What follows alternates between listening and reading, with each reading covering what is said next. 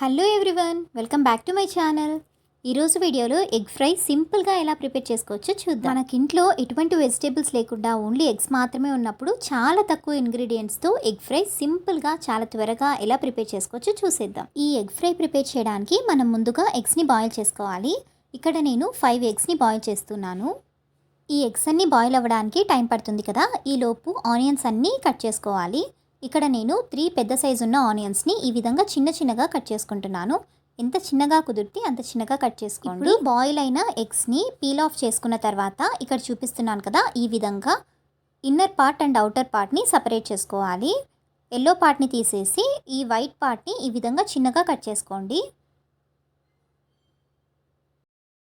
మరీ చిన్నగా కట్ చేసుకోకుండా ఈ విధంగా ఇక్కడ చూపిస్తున్న సైజులో కట్ చేసుకుంటే చాలు.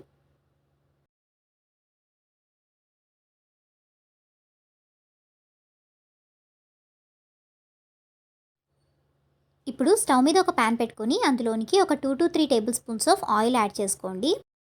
మనము ఎగ్ ఫ్రై ప్రిపేర్ చేస్తున్నాం కాబట్టి ఫ్రైలోకి ఆయిల్ కొంచెం ఎక్కువగానే పడుతుంది. ఆయిల్ కొంచెం హీట్ ఎక్కాక అందులోనికి సరిపడా ఉప్పు, కారం, పసుపు యాడ్ చేసుకొని ఒకసారి బాగా మిక్స్ చేసుకొని అందులోనికి ఈ వైట్ పార్ట్, అవుటర్ పార్ట్ మాత్రమే యాడ్ చేసుకోవాలి. ఎల్లో పార్ట్ మాత్రం యాడ్ చేసుకోకూడదు. ఇప్పుడు ఈ ఎగ్ అంతా బాగా రోస్ట్ అయ్యే వరకు ఒక 5 minutes వరకు బాగా ఫ్రై చేసుకోవాలి. ఈ వైట్ పార్ట్ అనేది క్రిస్పీగా వస్తే టేస్ట్ చాలా బాగుంటుంది. సో ఈ విధంగా గోల్డెన్ బ్రౌనిష్ కలర్లో వచ్చినప్పుడు స్టవ్ సిమ్లో పెట్టుకొని ఇదంతటిని ఒక ప్లేట్లోకి తీసుకోండి.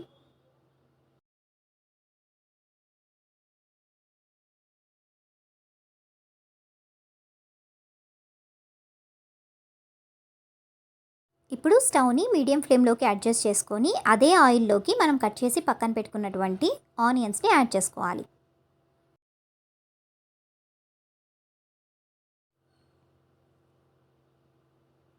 ఈ ఆనియన్స్ అన్నీ బాగా ఫ్రై అయ్యే వరకు ఒక 5 minutes వరకు బాగా కలుపుకోండి. ఒక 5 minutes తర్వాత ఈ యొక్క కరివేపాకు రెమ్మల్ని కూడా యాడ్ చేసుకొని మరొకసారి బాగా కలుపుకోండి.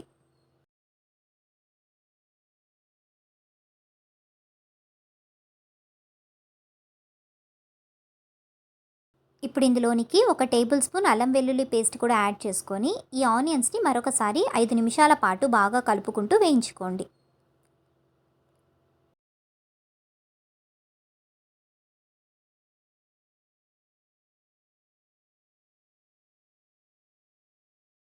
ఆనియన్స్ అన్నీ ఈ విధంగా ఫ్రై అయ్యాక అల్లం వెల్లుల్లి పేస్ట్ యొక్క పచ్చివాసన కూడా పోయాక ఇందులోనికి సరిపడా ఉప్పు, కారం, పసుపు, ధనియాల పొడి, మిరియాల పొడి కూడా యాడ్ చేసుకోవాలి.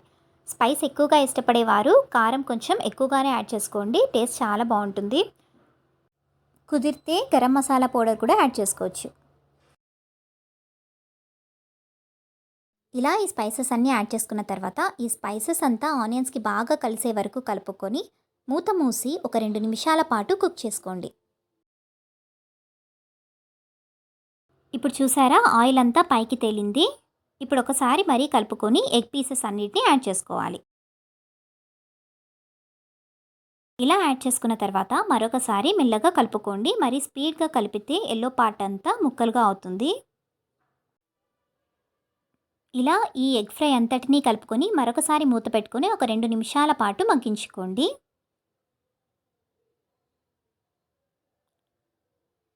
ఇప్పుడు స్టవ్ ఆఫ్ చేసుకున్న తర్వాత పులుపు ఇష్టపడేవారు కొంచెం నిమ్మరసాన్ని పిండుకొని మరొకసారి కలుపుకొని సర్వ్ చేసుకోండి. ఎంతో టేస్టీ మరియు సింపుల్ రెసిపీ అయినటువంటి ఎగ్ ఫ్రై రెడీ అయిపోయినట్టే. ఈ రెసిపీ మీకు నచ్చినట్టయితే వీడియోని లైక్ చేసి సబ్స్క్రైబ్ చేసుకోండి. Thank you for watching. Bye.